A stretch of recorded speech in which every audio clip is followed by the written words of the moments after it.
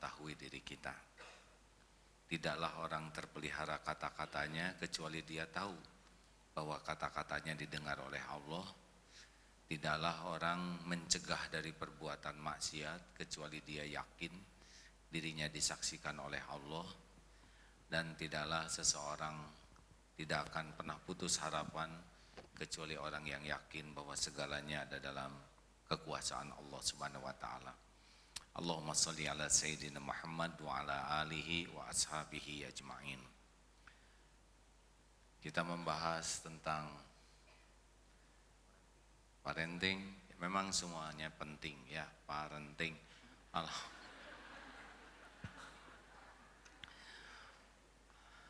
Saya kagum sekali kepada Bapak Ibu yang hadir. Semoga menjadi bapak yang soleh dan ibu yang soleha. Saya duduk atau berdiri nih?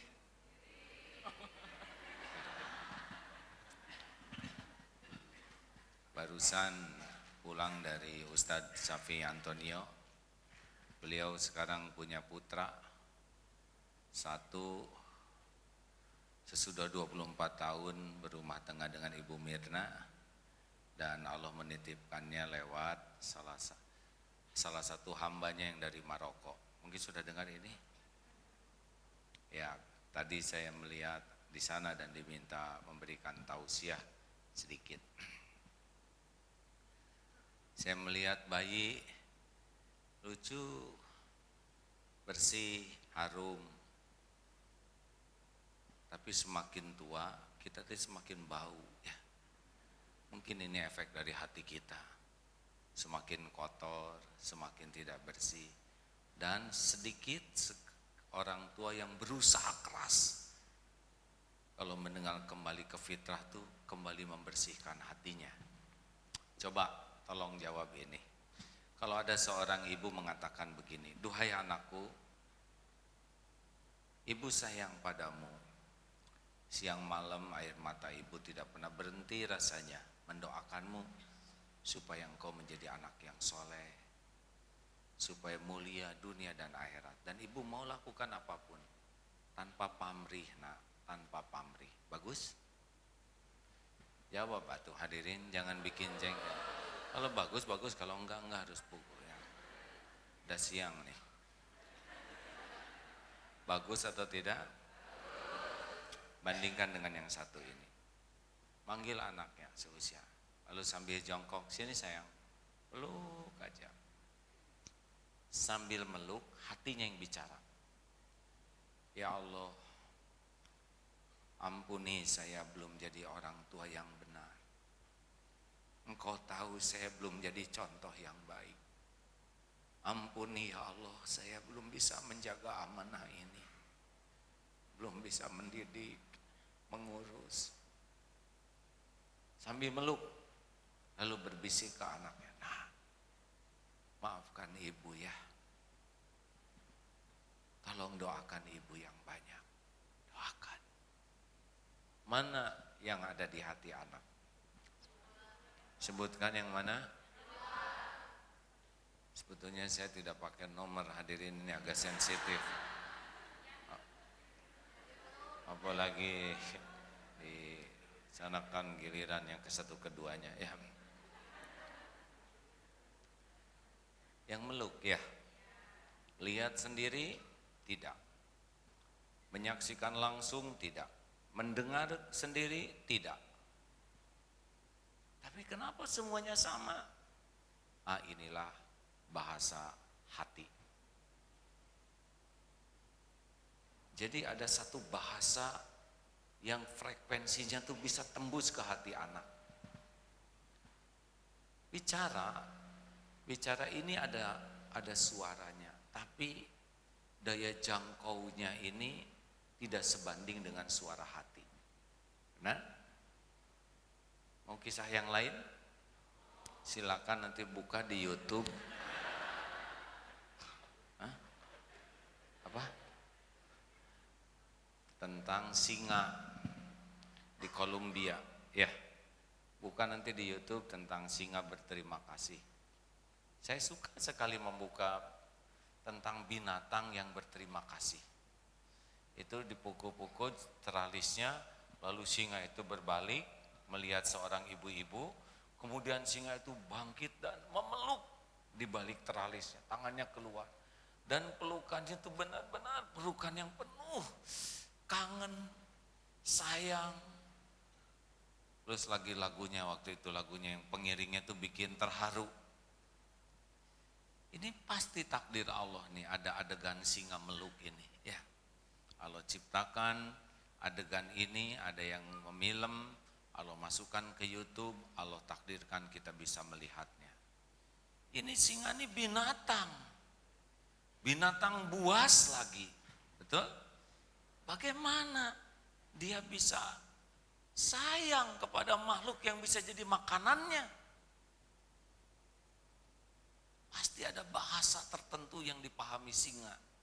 Sebab kalau si ibu itu banyak ngomong, belum tentu, ya. Coba kalau ada ibu-ibu lihat singa, coba dipraktekkan, Bu. Ya. Mudah-mudahan utuh itu aja.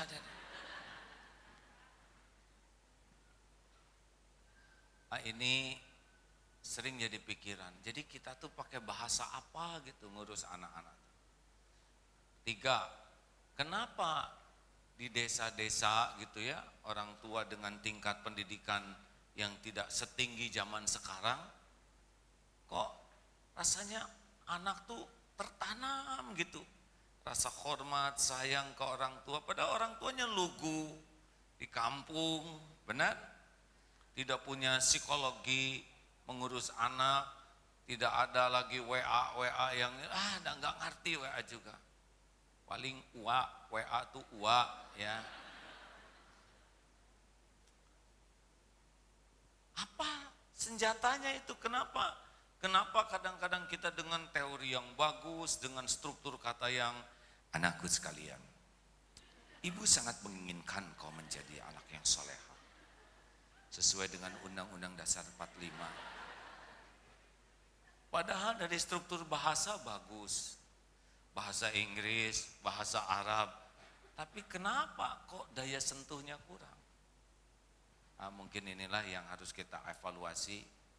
Kalau ngurus anak itu adalah ngurus hati kita, karena ada bahasa yang sangat dipahami dan dirindukan anak adalah bahasa kebersihan hati.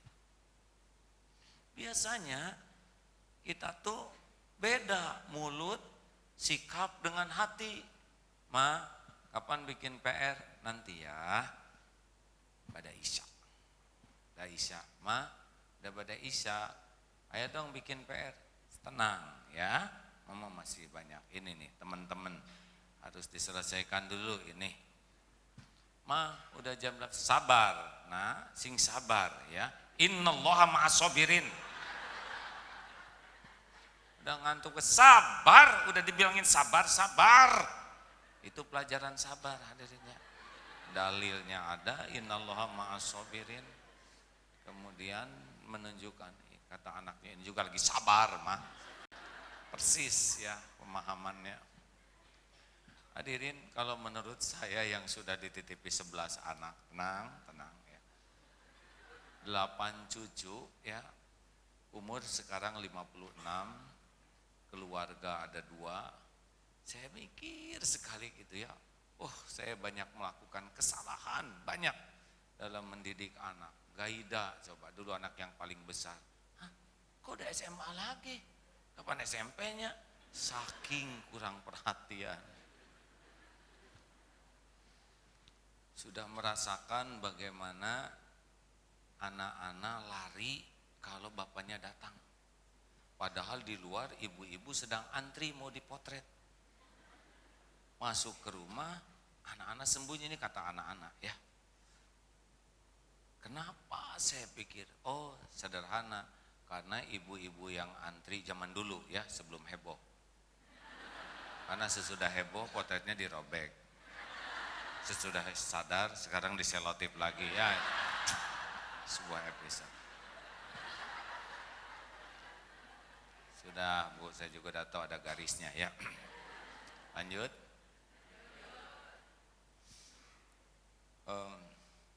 Karena Karena ibu-ibu yang datang jamaah tahun dulu-dulu itu, dia hanya lihat Agim di TV 1 jam atau yang menjelang buka 3 menit.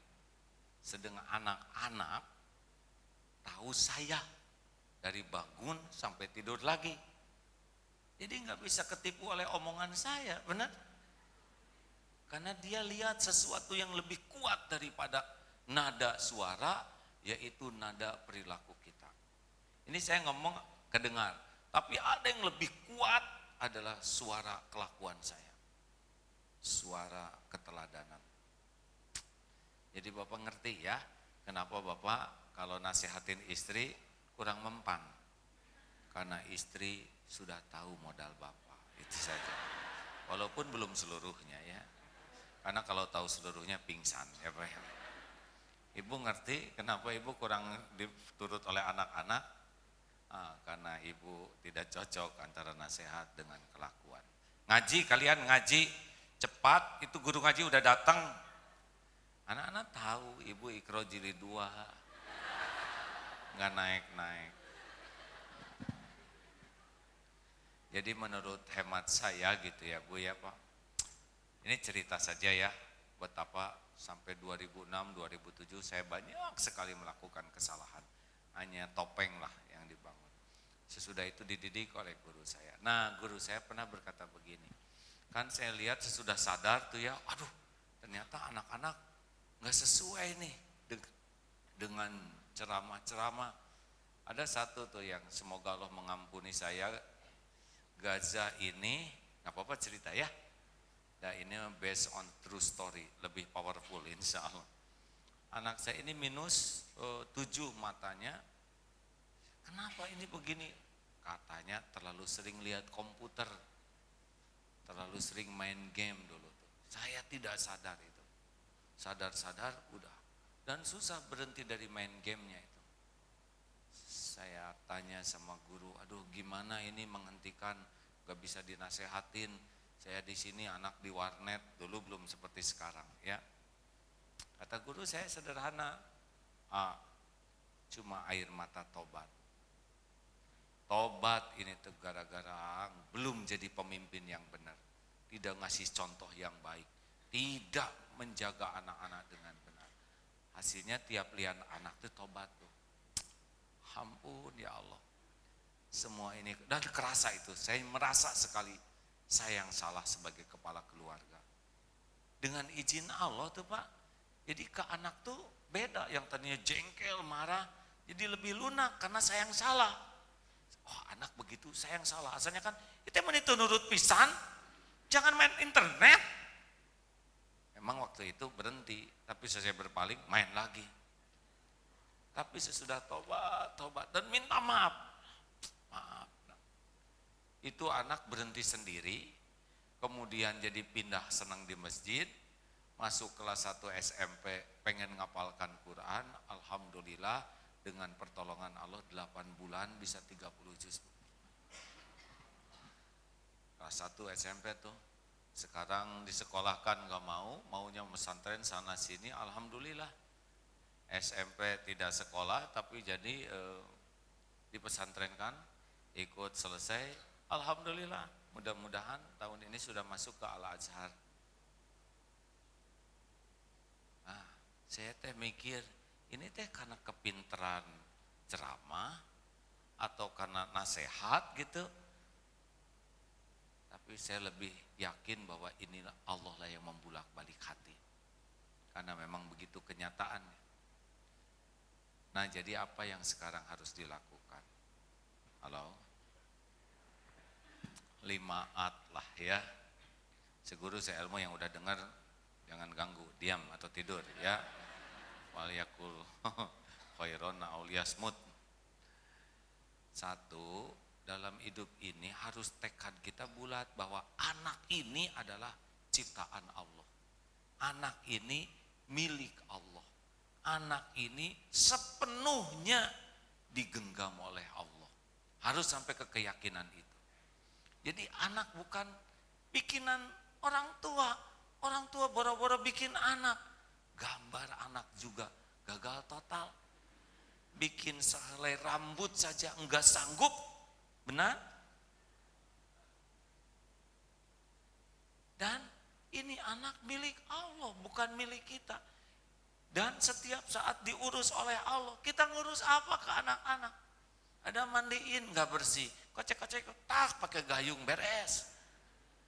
Nyemprot gitu saja. Istighfar Bu yang suka ngejitakin anak. Saya ingat dulu anak saya digeceburin oleh saya supaya cepat bersih. Astagfirullah. Hadirin, makanya kalau ingin anak soleh, kita harus yakin Allah lah satu-satunya yang bisa ngebulak-balik hati anak. Kita nggak bisa Pak, kita nggak bisa ngebulak-balik hati siapapun. Nah supaya Allah memberikan anak yang soleh, maka selanjutnya adalah perbanyak tobat. Saya lihat ini tenang-tenang aja begini nih, punya dosa nggak sih? Kan? Ini kalem, jernih aja. Acungkan tangan yang dosanya sedikit, yang sedang. Acungkan tangan yang merasa banyak dosa. Oh, ada yang gak ngacung, kenapa? Karena saya banyak sekali.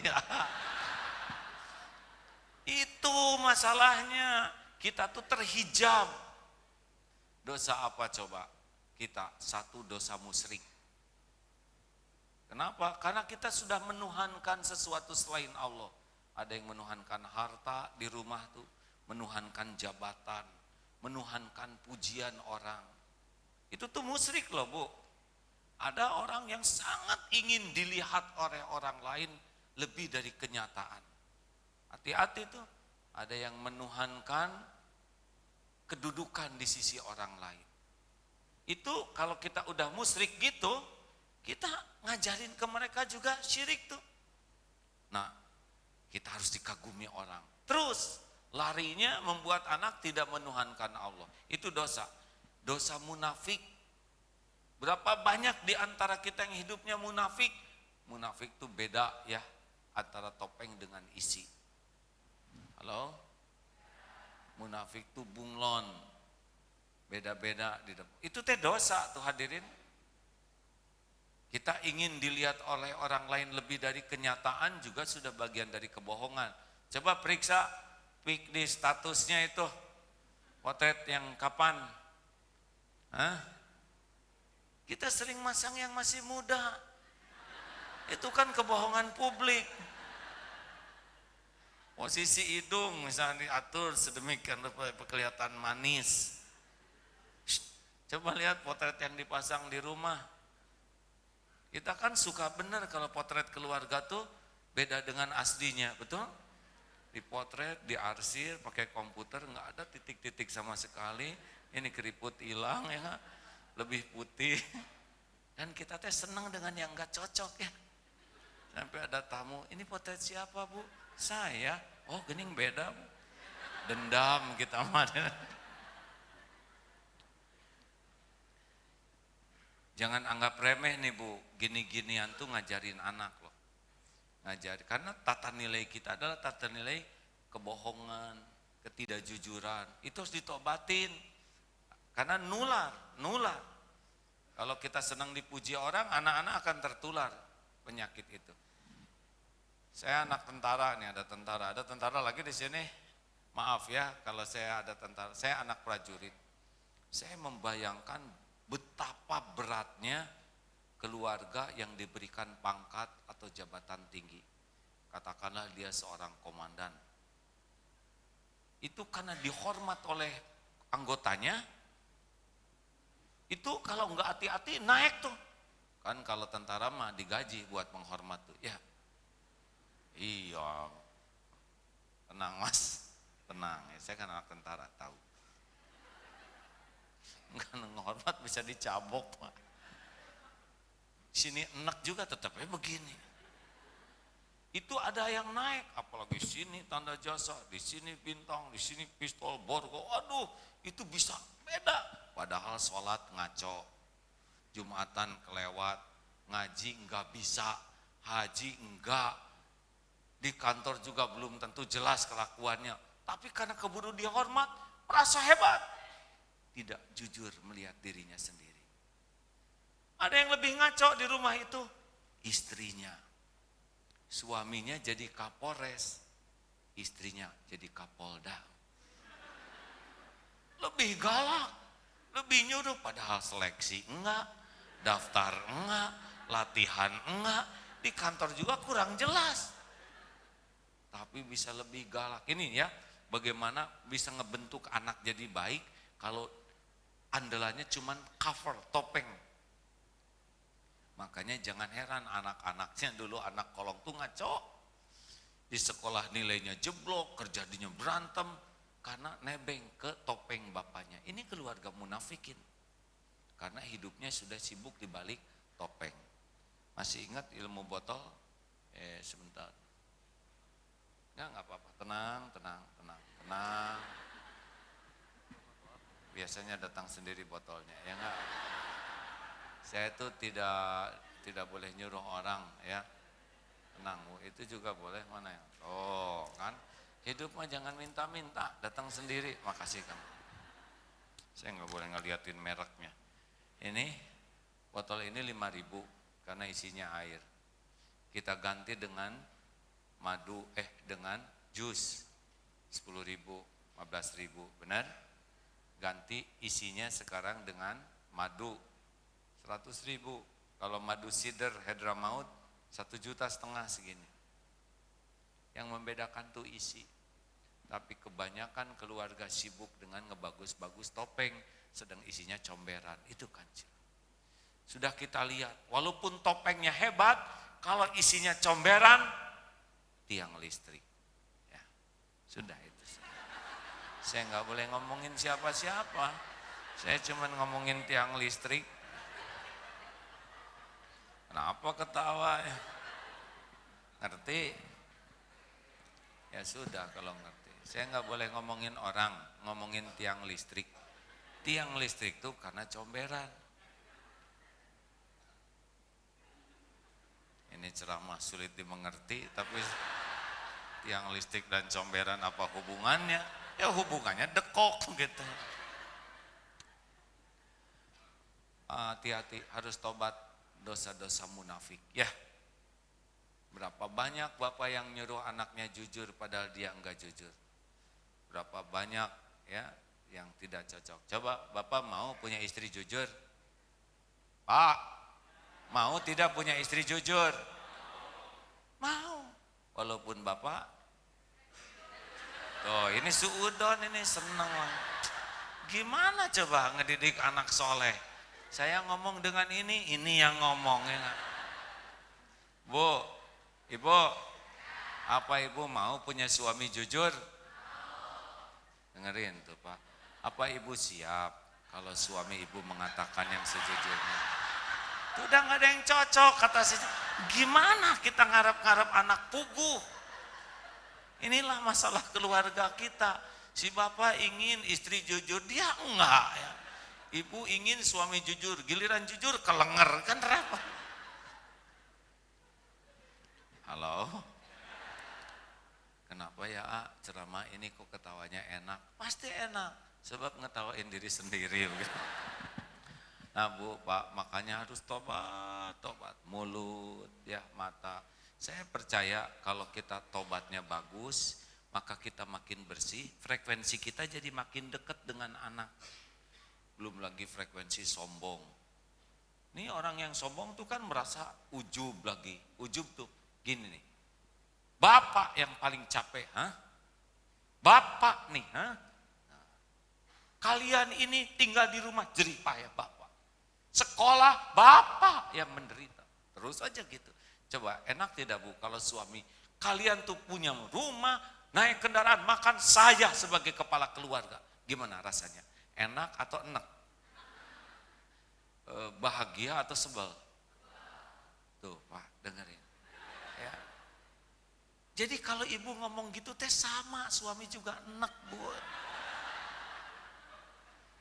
Berapa banyak kita ngomong, ibu juga capek Pak. Jadi arah enak di rumah.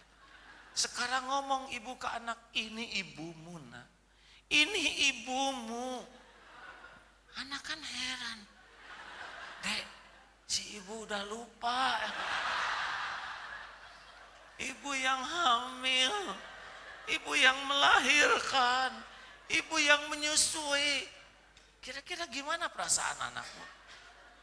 Anak kan tahu, siapa suruh ya deh ya. Bayangin, kita ngomong dengan cara berpikir kita yang enggak nyambung dengan cara berpikir anak. Ini teh masalah, Bu, Pak. Jangan anggap remeh nih.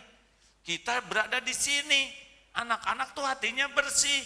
Kita sombong, kita ria, kita ujub, kita dengki. Sedang anak bersih, gimana nyambung frekuensi ini? Tobat, bersihkan ini. Terus tobat dari kemusyrikan, tobat dari kesombongan, tobat dari kemunafikan.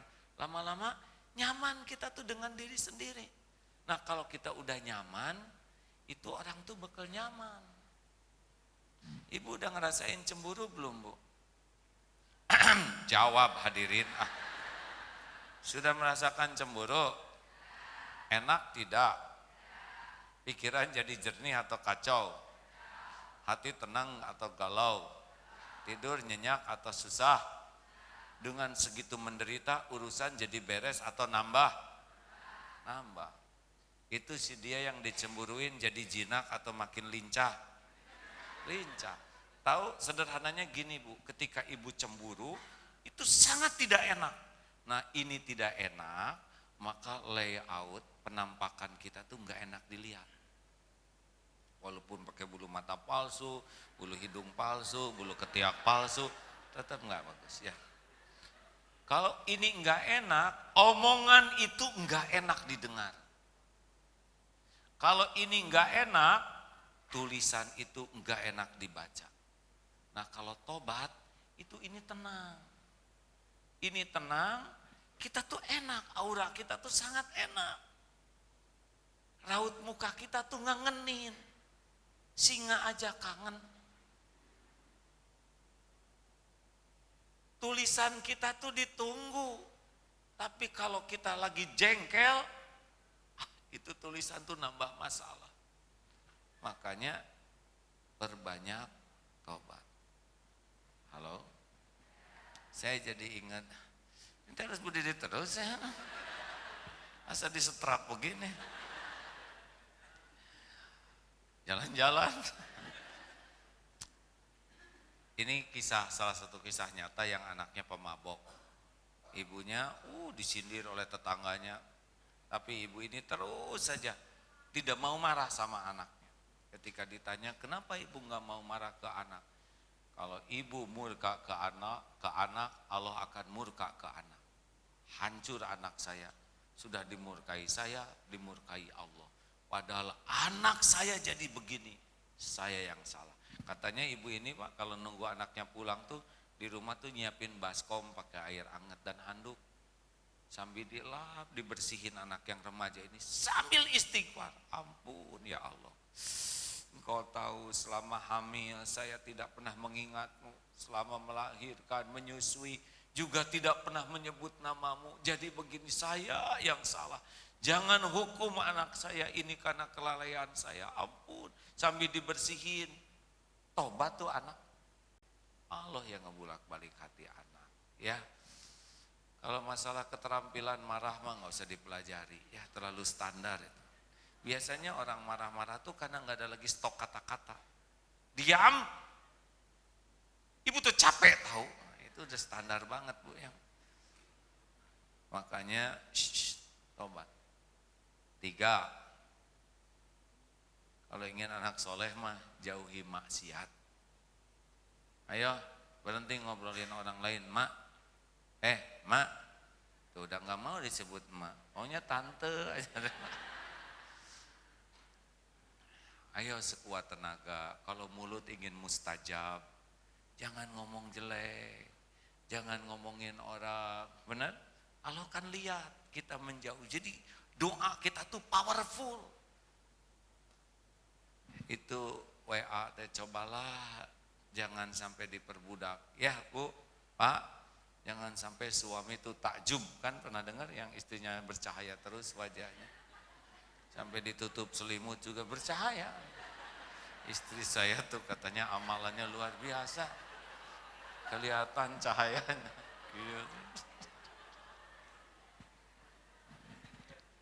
Bukan tidak boleh, tapi jangan sampai itu HP tuh jadi maksiat. Tuh. Apa juga Pak, ya sekarang maksiat itu satu jari. Saya tadi ngobrol dengan bunda kita ya, yang ilmunya banyak dan mengadakan penelitian, narkolema, narkotika lewat mata. Kita sering tidak mau anak kita berbuat maksiat dengan HP-nya. Tapi kita nih orang tuanya, jujur aja, Allah tahu apa yang kita lakukan dengan HP kita. Gak bisa bohong, jangan lihat begitu, padahal kita lihat sendiri. Ini saya baru dengar seorang istri yang, aduh, udah gimana gitu, pengennya pisah. Kenapa? Karena bapaknya yang edik tayangan porno. Itu sama, sudah kerusakan sini sampai susah sekali menghentikannya tuh. Suaminya udah tua ini. Ya, si ibunya dengan sadar berusaha sekuat tenaga melindungi anak-anaknya. Susah lah, Allah tahu kalau kita ahli maksiat, tidak mau berhenti dari maksiat, dan pasti Allah menyaksikannya. Bagaimana?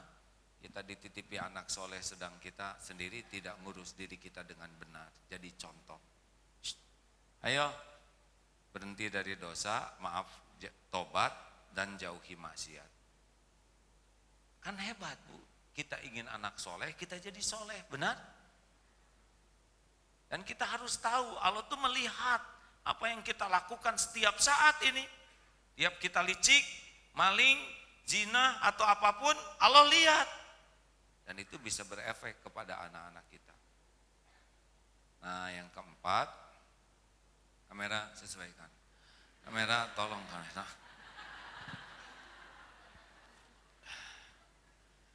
Yang keempat, harus kayak baterai itu, harus tingkatkan taatnya harus kuat. Karena yang membulak-balik hati anak adalah Allah. Jadi sholat kita harus ditambah. Jangan hanya yang fardu saja. Fardunya, pokoknya kalau Bapak Ibu ingin punya anak sehat, soleh, coba 40 rakaat sholat sehari, amalkan. Sholat fardu 17 rakaat TBM, tepat waktu, berjamaah di masjid. Coba. Udah gini Pak, nggak usah terlalu banyak nasihat lah. Banyak nasihat juga enak tuh anak-anak tuh ya. Ya saya dengan anak 11 ini beragam sekali. Pendekatannya juga beragam. Ada yang sholat nak. Kelihatannya saya datang juga jadi nggak nyaman, dia tuh kan udah tahu nih pasti nyuruh sholat nih. Jadi saya dan tetap tidak mengubah, hanya membuat makin berjarak. Udah sekarang saya nggak pernah nyuruh sholat lagi. Kalau ketemu teh peluk aja, sehat gimana, sekolah enak, udah nanti titip ade ya Mas ya. Nanti kalau udah waktunya sholat tolong diingetin, maaf ya Mas ya. Tuh sederhana, lebih ngepek itu. Kalau mau ajak ke masjid capek ya, pulang sekolah sampai dipijit misalkan. Ayo atau mau di sini atau mau sama ke sana. Ya ikut. Karena tiap anak beda-beda bakatnya ya. Ada yang semangat, ada yang nggak disuruh juga itikaf, ada yang disuruh itikaf di rumah, semacam-macam lah. Nah kita pendekatannya harus berbeda satu sama lain. Nah hadirin sekalian, dan itu tergantung dari ruhiyah kita. Kalau ibadahnya jelek, cenderung nggak ada tenaganya tuh, kayak nggak ada powernya gitu. Baik doa kita, kata-kata kita, hubungan kita. Makanya kuatkan ibadah. Sholatnya tepat waktu, berjamaah, rawatib yang 10 jangan lepas. Qobla subuh, qobla duhur, ba'da duhur, ba'da maghrib, ba'da isya. Kenapa? Doa di sana. Makin banyak sujud kan makin kuat doanya, benar? Berjamaah. Kenapa? Karena jamaah itu 27 kali lipat. Bu, jangan mau sholat sendiri, ya rugi. Doanya jadi cuma satu, kalau jamaah 27 kali lipat. Dan di masjid. Pak, masjid, ya. Sholat isya jamaah separuh malam dianggap sholat terus menerus. Sholat subuh jamaah sepanjang malam dianggap sholat terus menerus. Allah yang ngebulak-balik hati anak, bukan nasihat kita. Enggak mempan lah. Nasihat tanpa kekuatan pertolongan Allah enggak ada apa-apanya. Lelaki yang sholatnya di rumah terus, lelaki solehah. Gimana anak-anak bahagia punya bapak ibu pakai mukena dua-duanya? Karena kita yakin Allah yang ngebulak balik hati, maka ibadah yang Allah sukai lakukan. Sepakat tidak nih? Coba hadirin lah. Sejujurnya saya mah udah jarang banyak nasihat ke anak tuh Pak. Udah jarang. Dibanding dulu mah nasihat terus. Begini anak-anak. Menurut surat Al-Hujurat. Sekarang mending duduk bareng, peluk. Ya enggak? Ayo makan. Ambilin makan. Dah dengerin sok cerita apa aja. Nanti baru saja kalau dia merasa nyaman dengan kita sepatah kata aja. Nah, kalau Abah nanti meninggal, gak usah terlalu sedih. Tapi Abah bakal nungguin doa. Yang banyak doa ya. Ya Bah. Senang, selipkan. Kalian harus berbakti. Bapak nanti mati cilahkan. Jangan. Anak-anak tuh udah tahu pekerjaan orang tua tuh dua, kalau nggak nyuruh melarang. Ya. Apalagi ada beberapa ibu-ibu yang udah anak pasti nyuruh nih. Atau ngelarang, karena ada ibu yang tiap lihat anak tuh nggak boleh nganggur Pak. Ada kan yang begitu?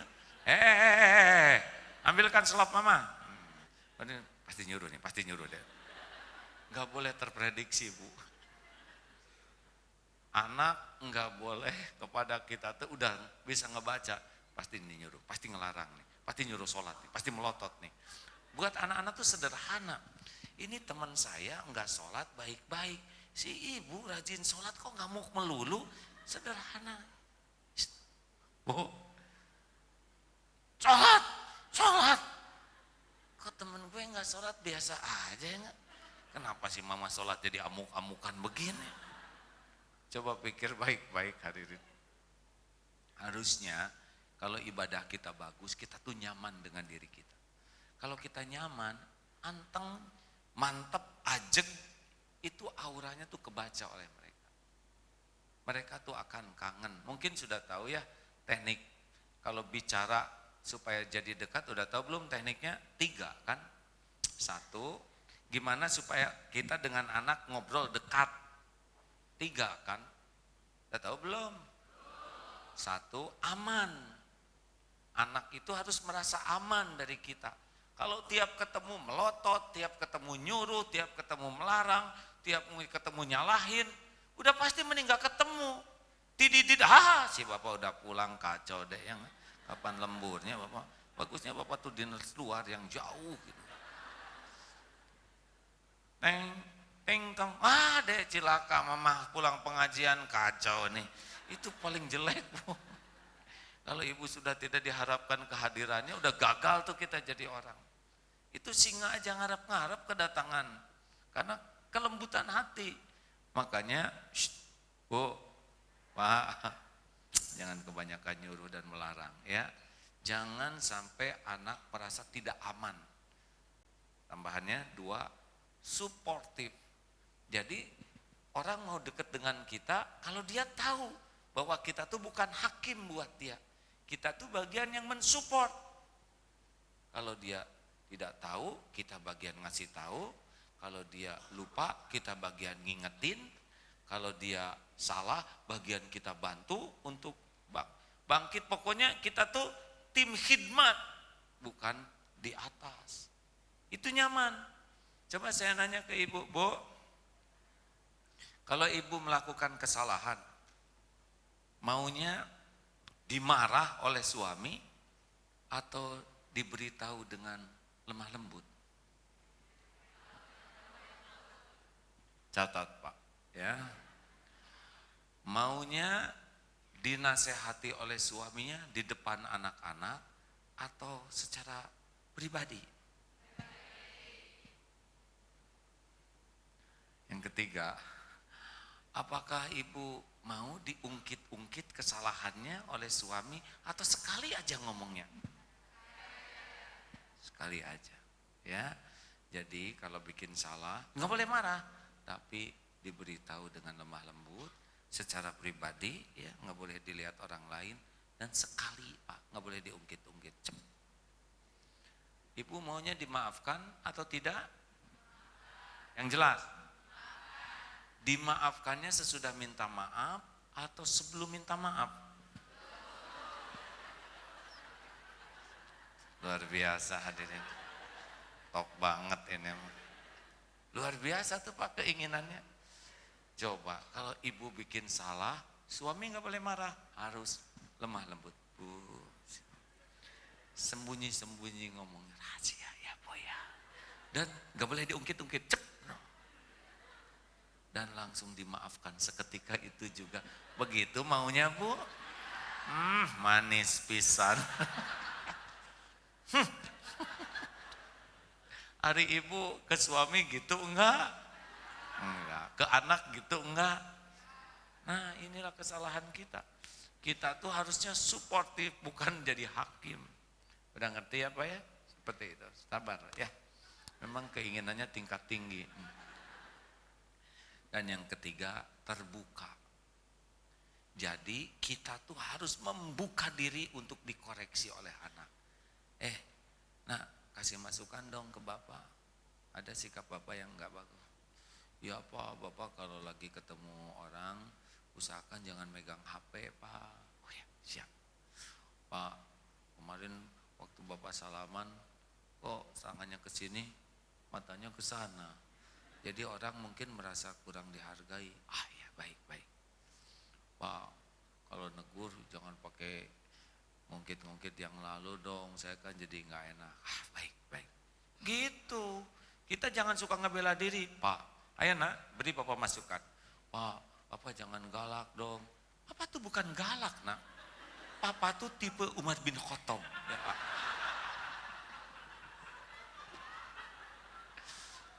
Masa Umar bin Khattab kayak gitu ya, nggak jelas pisan. Pak dengerin, kalau kita mau bisa menggugah orang dan jadi dekat, buka akses mereka bisa mengoreksi kita. Buka akses anak bisa memberi masukan ke kita. Karena kita nggak bisa hanya dengan cara berpikir kita. Dunia anak-anak kita zaman dulu beda dengan anak-anak zaman sekarang, benar? Dulu kita nggak kenal HP. Nah sekarang anak-anak kenal HP.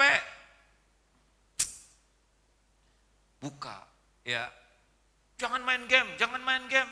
Karena kita nggak ngerti, ya. Udah ngerti, kita ikut main, ya. Aduh, astagfirullah. Kemarin ada tugas dakwah di Australia, Pak. Saya kan penasaran, ada VR apa tuh? Virtual reality itu apalah ngomongnya gitu. Oh, saya juga pengen tahu nih apa virtual reality itu ya. Nah, pas di Australia itu ada pameran virtual. Kita berlima nih dari Yayasan. Ayo kita harus mempelajari dunia anak-anak supaya kita ngerti. Siap, antri aja masuk.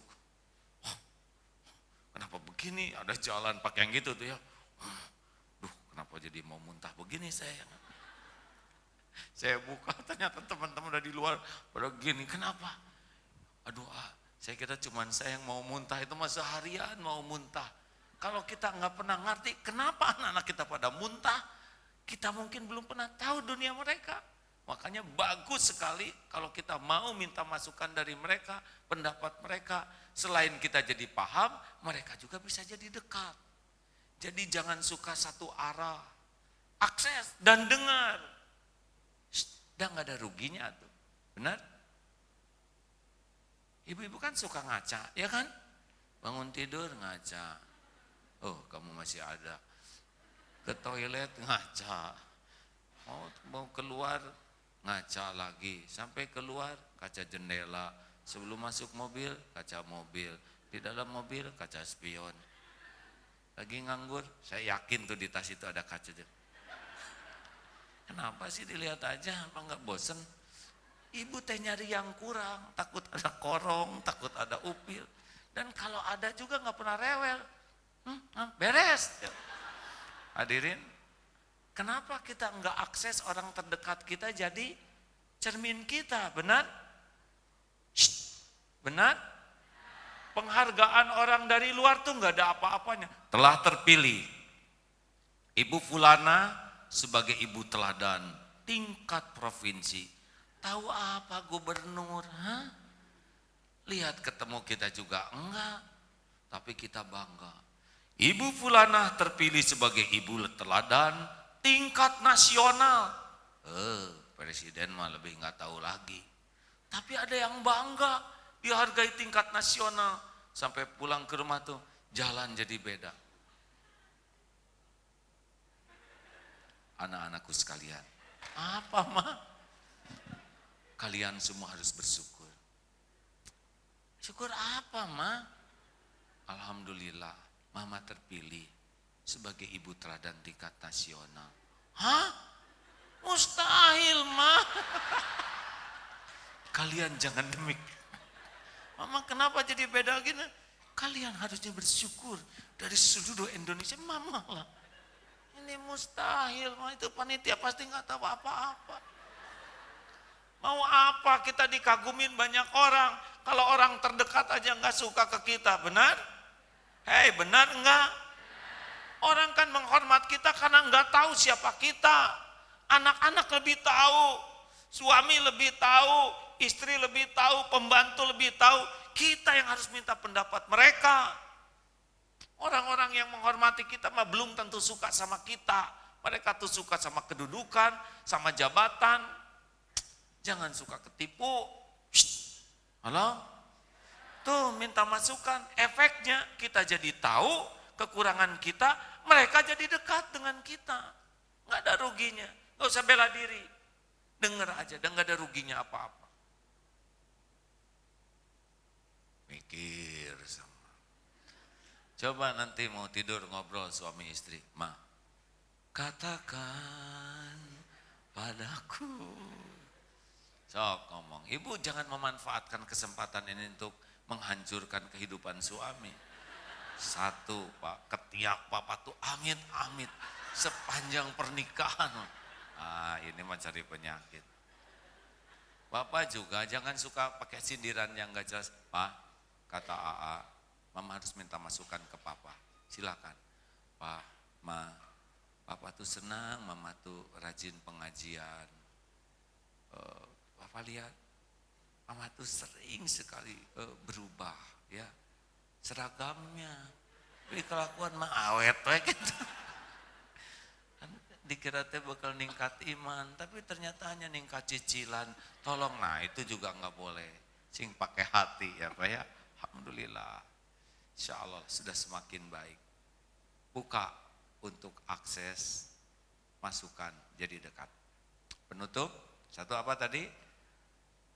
Tekad kuat, perbanyak tobat, jauhi maksiat, tingkatkan taat, terutama doa ya. Yang terakhir, jangan lupakan Pak, tebar manfaat. Ini saya dapat kisah yang anaknya jadi hafiz gara-gara bapaknya, ibunya senang sekali membiayai hafiz dari kaum duafa. Jadi, saya tuh susah lah, anak saya mah nggak bisa diajak ngaji. Akhirnya dia sedekah terus. Anak-anak duafa tuh dibiayain beasiswa karena dia punya uang. 2 orang, 3 orang, 5 orang. Hadiahnya anaknya dibalikan hatinya. Jadi juga mau jadi penghafal. Allah kan melihat apa yang kita lakukan, benar? Makanya kalau kita nggak bisa langsung menjadi jalan perubahan anak, terus tolong perbanyak beasiswa, perbanyak biayai, kasih makan orang miskin, terus makin banyak sedekah dengan kebaikan kita, harta, tenaga, waktu, pikiran, dan ikhlas ya melakukannya. Tunggulah, Allah melihat. Tidak ada yang tidak dilihat oleh Allah. Hal jazaul ihsan illal ihsan. Tiada balasan bagi kebaikan kecuali kebaikan. Jadi gara-gara kita ingin anak soleh, 1, keyakinan ke Allah menguat, 2, kita jadi banyak tobat, ya, 3, kita jadi jauh dari maksiat, 4, ibadah kita juga, ketaatan kita jadi bagus, yang kelima, produktivitas kebaikan kita makin meningkat. Tunggu sajalah, tidak sulit bagi Allah membulak-balik setiap hati ciptaannya. Terima kasih. Alhamdulillah, nggak usah tepuk tangan lah. Ya, Makasih. alhamdulillah kita sama-sama tadi sudah dengar ya pencerahan dari Agim, ya Islamic Parenting, bagaimana kita dalam mendidik anak, bagaimana hubungan suami dan istri. Dan sekarang kita masuk sesi talk show. Saya akan punya beberapa pertanyaan ya untuk Agim. Tadi juga sebagian sudah dijelaskan, dan sebelum saya mengajukan pertanyaan, saya akan menampilkan dulu tayangan berikut ini.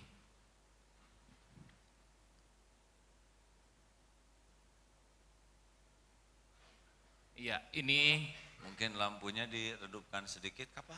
Iya, maaf. ya ini adalah putra putri Agim ya. Ini adalah putrinya Agim sama menantu juga. Ya ini adalah. Oh jadi ada tayangan ini di sini. Ini Apin, Gaida. Teh Gaida ya. Iya.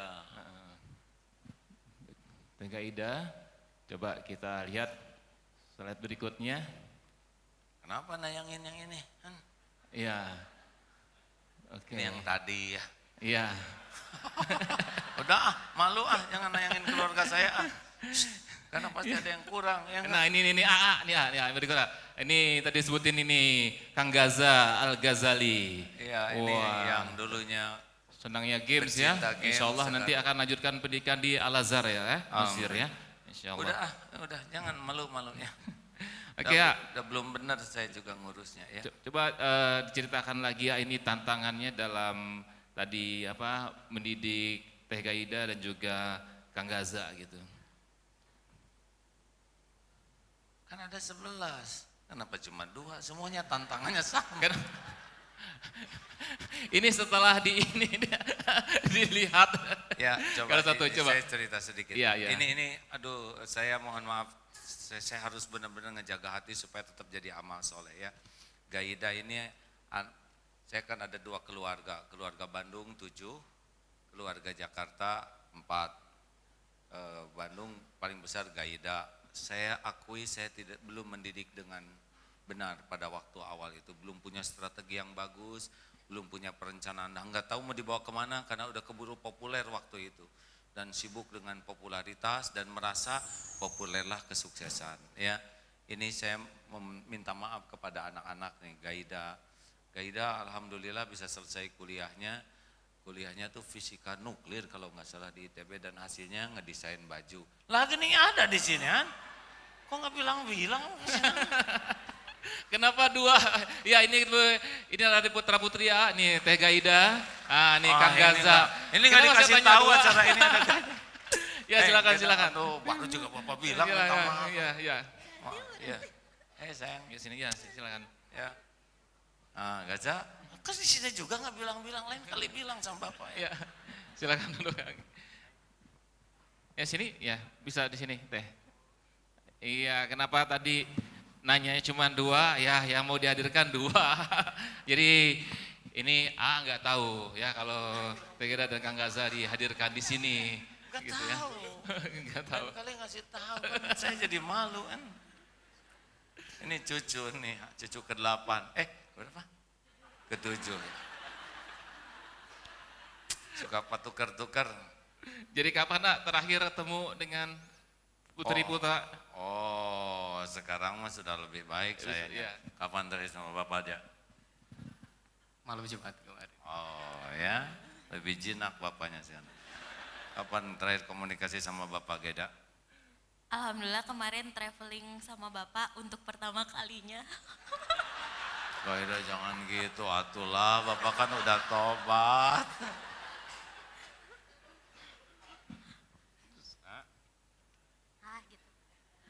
Alhamdulillah ini anak yang paling besar di Bandung. Ini gajah yang ke-6 ya. Kalau di Jakarta yang paling besar Mas Diktya sudah menikah kemarin, dan yang paling kecil umurnya 9 tahun masih sekolah. Ya, ini cucu ke-7. Iya, mau nanya ke Teh Gaida boleh ya? Nih tadi sempat dengar dong tadi menyampaikan itu ya, tausiah kepada Bapak Ibu di sini semuanya gitu. Terus gimana pendapatnya itu? Jadi berapa kali nama juga disebutkan. Padahal nggak janjian tuh, aku udah feeling aja berapa kali cerita tentang Teteh juga, kemudian Kang Gaza juga. Nah, gimana tuh perasaannya? Bismillah, mau jujur atau enggak? Sebetulnya tadi teh karena disuruh nyumput, Bapak mah pasrah weh. Duh, jadi deg-degan. Tadi karena disuruh ngumpet sama panitia, jadi nggak bisa ngedengerin, kan takut ini ribut gitu keluar. Eh, jadi nggak tahu mau ngomong Nggak apa. tahu ya, Iya. nggak apa-apa. Kira udah di situ. Ya, tapi cara juga surprise juga. Tadi A tuh nggak tahu sama sekali. Tapi berapa kali sebut nama Teteh juga, sebut Kang Gaza juga. Kemudian coba Kang Gaza cerita sedikit pengalamannya itu dari tadinya games mania gitu ya. Terus sekarang udah memperdalamin agama juga, ngikutin jejak dari A. Silakan. Bismillah. Ya seperti yang diceritakan saja itu, Bu. Jadi jujur Bapak Ibu, sebelum masuk ke sini Gaza dan Teh Gaida bersepakat bahwa kita kalau bareng Bapak tegang, dan kalau sendiri tegang juga ya.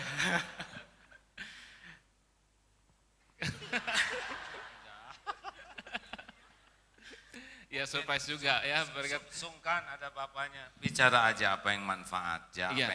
Apa yang harus dibuka, buka dengan rasa tanggung jawab.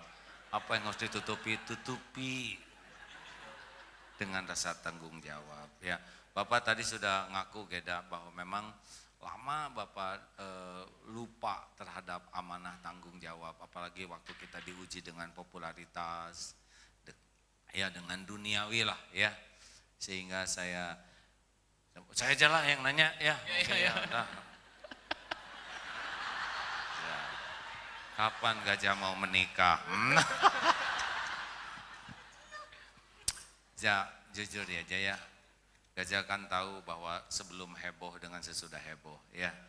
Apa sih yang dulu dirasakan Gajah secara jujur waktu Bapak masih sibuk dengan ya begitulah topeng. Ya Bismillahirrahmanirrahim. Jujur ya Bapak. Jadi yang ya kurang lebih tahun 2003-an ya, itu masih TK, baru masuk SD, punya teman sejati Bapak Ibu, yaitu komputer dan PS. Alhamdulillah. Nah, jadi ya Karena bapaknya dulu bapak teh dulu gimana, kurang perhatian atau gimana aja? ya mungkin gitu Bapak. Enggak, yang jujur Ya. ya. Supaya jadi pelajaran Bapak ke yang lain. Kan Bapak sibuk, Bapak ya sana sini. Gajah merasa kurang perhatian nggak waktu itu dengan sikap Bapak? Sejujurnya kurang memperhatikan ke situ Bapak, karena udah terlalu fokus ke teman sejatinya itu ya, dengan komputer. Jadi dengan Gajah game. juga kurang ingat keperhatian Bapak karena Gajah sudah punya teman sejati gitu, Iya, waktu yaitu PS dan komputer. Masalahnya saya tidak tahu bahwa anak saya suka PS dan komputer. Jadi merasa oh baguslah Anteng nggak pernah nanya-nanya saya, padahal sudah punya teman sendiri. Lalu Gajah terus saja, gimana berhentinya waktu itu Ja? Maaf Pak, ini kayak masalah keluarga, saya pamit dulu ya. silakan. Lanjut ya. Saya meringankan beban Mas ya. Karena saya tahu Mas bingung mau nanya apa ya. Sambil saya juga pengen tahu gitu, gimana sih Ja waktu itu Ja? Sampai Gajah berbalik pikir, mau akhirnya ngapalin Quran. Jadi main game itu kurang lebih mulainya dari masuk SD sampai terakhir mulai masuk asrama itu SMP mulai masuk asrama itu mulai terbatasi, dan mungkin Bapak juga nggak tahu sebenarnya waktu itu kabur-kaburan juga masih main game Bapak seminggu Oh sekali. gitu ya. Jujur Bapak. Karena Bapak kan tidak boleh mengorek-ngorek aib ya, jadi Bapak sadar baru tahu sekarang ya. Tapi Gajah kenapa jadi mau menghafal Quran Ja, waktu ke Wadi Mubarak itu? Nah, bingung juga Bapak. Jadi Tiba-tiba mau aja. iya, ya begitu naik kelas 2 sempat ditawarkan, Gaza mau ngafal nggak? Ngafal apa? Ngafal Quran. Di mana? Di pesantren di Bogor. berapa lama di sana? Ya cuma ngisi liburan aja, lihat ke sana. Ya bismillah ke sana. Buat daftar, bismillah masuk.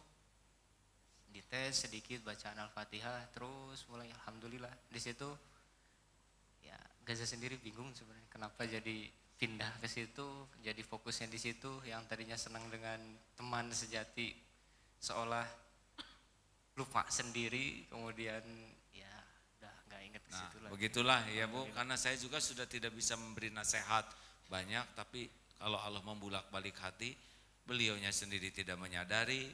Nah, sejujurnya yang saya lakukan adalah tobat pada waktu itu, Pak.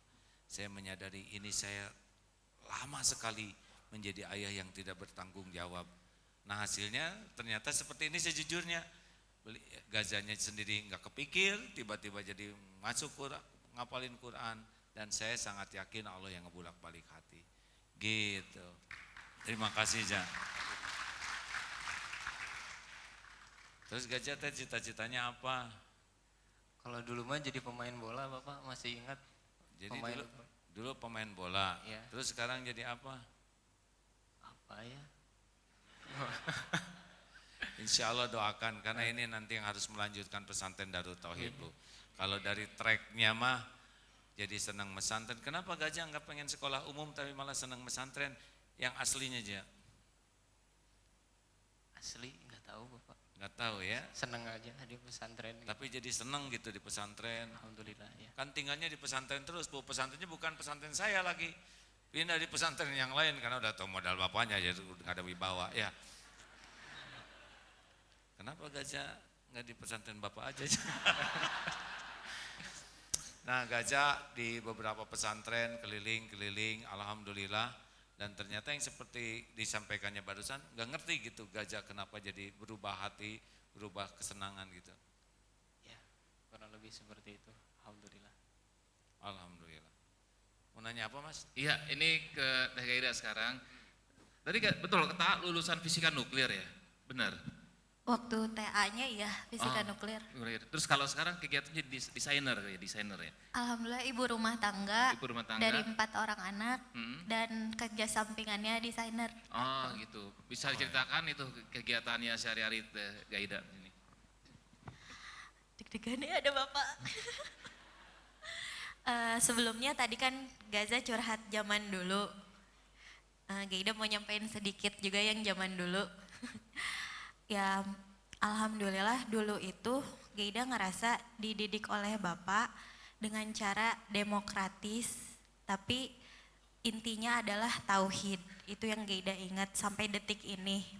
Jadi kalau misalnya Gaida punya keinginan atau punya pendapat, terus misalnya nanya ke bapak, bapak tuh nggak pernah bilang yang jangan Gaida itu salah, itu tuh nggak benar, tapi selalu bapak bilang menurut Gaida gimana? Menurut Gaida Allah suka nggak? Bisa dipertanggungjawabkan dunia akhirat atau enggak? Dan itu pemikiran itu alhamdulillah sangat bermanfaat bapak sampai Gaida detik ini Ceh. Benar sih, benar-benar. Ya bermanfaat banget karena jadi kita tuh sama bapak gitu ya dididik bukan didikte harus kayak kata bapak asal bapak senang, tapi dididik supaya kita tuh bisa bertanggung jawab dengan apapun yang kita lakukan. Itu yang Gaida sangat manfaat sampai detik ini. Terus ingat banget dulu pernah kayak gini, bapak atulah pengen laptop Gaida teh dulu, ini bahasa Sunda lagi.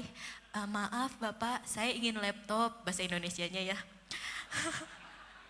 Jadi terus bapak teh nggak yang oh ya bapak banyak uang bapak beliin aja langsung gitu ya. Tapi bapak teh bilang gini, sok Gaida punya keinginan, kira-kira Gaida bisa apa yang untuk perjuangannya tuh apa gitu. Bapak nggak pernah ngasih langsung, malah kadang pas Gaida ingin banget bapak teh nggak ngasih, tapi pas udah nggak pengen tiba-tiba ada gitu. Kenapa bapak teh gini-gini amat gitu ya? Meni atulah, dan teman-teman juga langsung dikasih. Tapi ternyata oh itu manfaatnya Gaida kerasa sekarang adalah ketika kita bisa menahan keinginan, apalagi karena Allah gitu ya, itu tuh rasanya nikmat sekali karena kita tidak akan diperbudak oleh keinginan itu gitu. Dan juga bapak tuh selalu kayak misalnya, bapak Gaida pengen apa? Nyicil ya. Woi katanya, Harus nyicil. Meni nyicil atulah bapak, orang-orang aja dikasih, meni gitu. Padahal Geda teh tahu bapak teh bisa gitu ngasih. Terus dulu kesel sama bapak, tapi sekarang oh ya Allah ini ilmu yang berharga karena memang di setiap apapun yang kita dapatkan kalau melalui perjuangan itu ada kenikmatan tersendiri dan itu nggak bisa tiba-tiba tiba-tiba harus berjuang, tapi kalau udah dibiasakan perjuangan itu nggak ngerasa jadi berat gitu. Ya alhamdulillah itu poin yang sangat berharga dalam hidup Geida itu dari Bapak. Jadi walaupun Geida nggak ngelendot-lendot gimana sama Bapak ya, suka kadang malu, tapi Bapak selalu ada di hati ada. Sekarang suka malu sama Bapak teh. Ya gitu, kalau untuk kegiatan sekarang ya itu palingan alhamdulillah dititipin 4 anak. Sama usaha juga dan semuanya banyak belajar dari Bapak gimana caranya bertanggung jawab, gimana caranya walaupun bertanggung jawab tapi nggak merasa bertanggung jawab karena kata Bapak sok aja Geida, kalau Geida udah banyak merasa itu masalahnya, jadi Geida nggak akan ikhlas katanya gitu dan itu sumber masalah karena nggak berebet, aduh apa ya bahasa Indonesianya, menjalar ke semua gitu, ya gitu sih. Ya baik, terima kasih Teh Gaida ya. Saya nggak boleh ngomongin kebaikan saya sendiri. Dan juga saya baru dengar, oh saya tuh nasihatin kayak gitu. Secara nggak langsung Bapak walaupun Geida ada kehelnya dulu ya, kan Iya, anak nggak muda apa-apa. tuh. Dimaafkan, dimaafkan. Baik sebagai penutup dari sesi ini, silakan mungkin kesimpulannya penekanan lagi mungkin dari apa yang sampaikan tadi dan juga dialog dengan Teh Gaida dan juga Kang Gaza. Ya alhamdulillah kalau saya secara pribadi gitu, prinsipnya berumah tangga itu ku anfusakum wa ahlikum naro. Jaga diri pribadi saya jangan sampai jadi ahli neraka, dan saya sebagai kepala keluarga harus habis-habisan melakukan apapun supaya tidak ada satupun anggota keluarga saya jadi ahli neraka. Ini yang selalu dipikirkan siang malam. Saya kepala keluarga harus melakukan apa saja, mempertaruhkan apapun agar jangan sampai ada satupun yang jadi ahli neraka. Di dunia susah tidak seberapa, tapi kalau sudah masuk neraka pasti deritanya luar biasa. Ini kalau AA secara pribadi gitu mikirnya, setiap mau tidur jangan sampai ada yang celaka jadi ahli neraka. Ini membuat selalu bersemangat untuk mendoakan, bersemangat untuk memperbaiki diri, dan sekuat tenaga ingin bisa ngejaga keluarga ini, amanah ini, supaya selamat dunia akhirat. Di dunia ini saya tahu cuman mampir dan cuman semu kebahagiaannya. Tauhidlah sebetulnya akan membuat anak-anak bisa selamat. La ilaha illallah. Makanya maaf Geda, kalau dari dulu Bapak ya walaupun dengan banyak kekurangannya Bapak tetap mengingatkan jangan sampai musyrik ya enggak. Gaida bisnis juga kan sudah diingatkan hati-hati Gaida. Banyak follower di sana sini hati-hati, itu teh bukan tanda sukses. Karena kalau sudah menuhankan popularitas, menuhankan pekerjaan, Gaida kan jadi tidak bahagia, betul? Gaza juga hati-hati, jadi hafiz Quran tidak identik langsung mulia. Kalau jadi ujub, takabur malah jadi hina. Begitulah. Jadi yang paling berbahaya dalam keluarga adalah kalau keluarga ini tidak hati-hati bisa jadi ahli neraka. Maka dalilnya adalah ku anfusakum wa ahlikum naro. Jaga dirimu dan keluargamu dari api neraka. Gitu Kang. Ya, baik, terima kasih Hakim, terima kasih juga Teh Gaida juga Kang Gaza. Jadi Bapak Ibu, berakhir sesi parenting kita dengan Hakim, tapi tetap di sini dulu kita lanjut ke acara berikutnya langsung. Kita akan melakukan prosesi launching program Islamic Parenting School yang akan dipimpin oleh Hakim, yang juga akan disaksikan oleh kita semua di sini. Silakan A. Kita dengan mengucapkan basmalah bersama-sama. Bismillahirrahmanirrahim.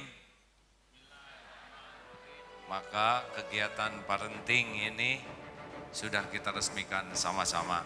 Mudah-mudahan bisa berlanjut, istiqomah dan penuh manfaat. Amin ya rabbal alamin. Iya. Iya, adik-adik, di launching Islamic Parenting School yang tadi udah dibuka langsung oleh Agim dengan mengucapkan basmalah.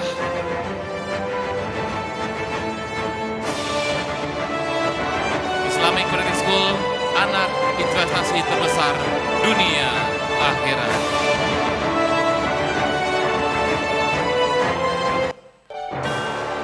Ya, Alhamdulillah. Bapak, Ibu, tadi Agim bicara tentang kita, tentang perlunya taubat. Untuk itu sama-sama kita sekarang bermuhasabah yang akan dipimpin oleh Agim. Silakan, A. Al-Fatihah. A'udzu billahi minasyaitonir rajim. Bismillahirrahmanirrahim. Alhamdulillahirabbil alamin. Ar-Rahmanir Rahim. Maliki yaumiddin. Iyyaka na'budu wa iyyaka nasta'in. Ihdinas siratal mustaqim. Siratal ladzina an'amta 'alaihim ghairil maghdubi 'alaihim waladdallin. Amin ya Allah. Hadirin, mari sejenak kita tundukkan hati kita.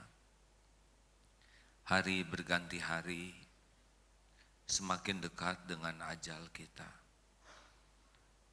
Hari berganti hari, semakin dekat perpisahan dengan orang-orang yang kita cintai. Entah tinggal berapa hari yang tersisa, tapi pasti kita akan berpisah. Pasti malaikat maut menjemput kita.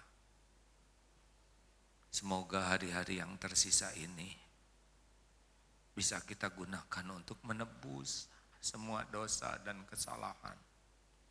Semoga hari-hari yang tersisa ini bisa jadi bekal agar kita, orang tua kita, keturunan kita bisa berkumpul di surga nanti. Hadirin, jikalau malaikat maut sudah berada di hadapan kita, tidak bisa lari, tidak bisa diundurkan, tidak bisa dimajukan walau sesaat. Fa idza jaa ajaluhum la yastakhiruna sa'atan wa la yastaqdimun. Semoga ketika dicabut nyawa kita, Allah sudah mengampuni semua dosa. Semoga ketika nyawa ini dicabut, orang tua kita sudah memaafkan semua kesalahan kita dan ridho kita sebagai anaknya. Semoga ketika malaikat maut mencabut nyawa kita, keluarga yang kita tinggalkan, pendamping hidup, anak-anak, bisa melepas kepergian kita dengan doa yang tulus. Mudah-mudahan ketika dicabut nyawa ini, tubuh ini sudah bersih. Semoga akhir hayat kita semua husnul khotimah. Lisan ini bisa menyebut la ilaha illallah. Hati-hatilah saudaraku, betapa banyak orang yang mati dalam kemaksiatan. Ada yang mati ketika durhaka kepada ibu bapak, dikutuk. Ada yang mati ketika berbuat zina. Ada yang mati dengan harta haram di sekujur tubuh. Ada yang mati dengan kemurkaan keluarga dan keturunannya. Nauzubillah. Kenanglah saudaraku, ketika kita sudah terbaring menjadi mayat, kita jarang membayangkan tubuh ini sudah dingin. Jika tubuh ini sudah dingin, sudah kaku, tidak ada lagi amal yang bisa kita perbuat. Kalau tubuh ini sudah jadi jasad membeku, kening ini tidak akan lagi bisa sujud. Tidak ada lagi nikmatnya sholat. Tidak ada lagi tahajud. Tidak ada lagi nikmatnya berlama-lama sujud. Bila kita sudah mati, mata sudah terpejam, tidak akan lagi menikmati Al-Quran. Mulut sudah terkatup, tidak akan lagi bisa menyebut nama Allah. Tidak ada lagi istighfar, tasbih, takbir, tahlil. Jikalau tubuh ini sudah kaku, tidak lagi kita bisa membelai anak, cucu.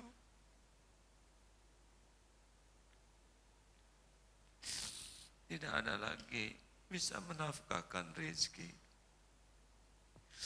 Kalau kaki ini sudah kaku, tidak lagi melangkah ke masjid, ke majelis ilmu, semua sudah berakhir. Mudah-mudahan Allah izinkan orang-orang soleh mengurus jenazah kita. Mudah-mudahan anak-anak bisa mengurus jasad kita dengan benar. Dikafani dengan kafan yang halal. Mudah-mudahan anak-anak bisa menjadi imam menyolatkan jenazah kita. Kenanglah hadirin, ketika kita diusung dari rumah menuju pekuburan, tidak ada yang dibawa selain kain kafan. Harta yang siang malam kita cari, tidak ada yang ikut. Kenanglah ketika saat dimasukkan ke liang lahat, dimiringkan ke kiblat, kain kafan di wajah kita dibuka, papan ditutup di sekitar tubuh kita, tanah mulai menimbun, gelap sendiri, demi Allah sendiri. Sesudah kubur kita penuh dengan tanah. Di atas sana orang-orang yang kita cintai. Nisan atas nama kita akan dipasang. Kita jarang membayangkan ada nisan atas nama kita. Tidak lama sahabat-sahabat kita akan meninggalkan kuburan kita. Sesudah itu orang-orang yang kita sayangi pun satu persatu akan meninggalkan kuburan kita. Satu persatu akan meninggalkan kuburan kita. Akhirnya kita sendiri di sana. Hidup di dunia memang berakhir, tapi hisab mulai dimulai. Hadirin, demi Allah kita pasti mati. Tidak ada yang bisa menolak dari kematian. Tak lama malaikat kubur pasti datang untuk bertanya kepada kita. Tidak ada yang kita nanti di kubur selain doa anak yang soleh,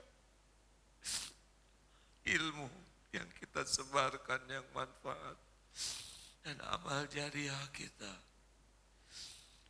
Itulah teman kita di kubur. Doa demi doa pasti dinantikan. Alangkah berbahagia yang dititipi anak soleh, soleha. Doanya akan jadi cahaya. Alangkah menderita bagi orang tua yang anaknya durhaka. Di dunia, di kubur, bahkan di akhirat jadi beban belaka.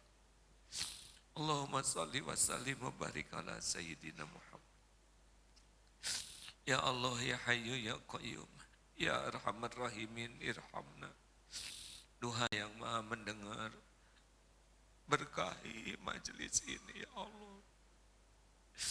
Buka hati kami yang masih tertutup ini ya Allah. Cahayai hati yang masih gelap kulit. Sembuhkan kami dari semua penyakit hati kami ini. Ya Allah, Rabbana hablana min azwajina wa dhurriyyatina qurrata a'yun waj'alna lil muttaqina imama.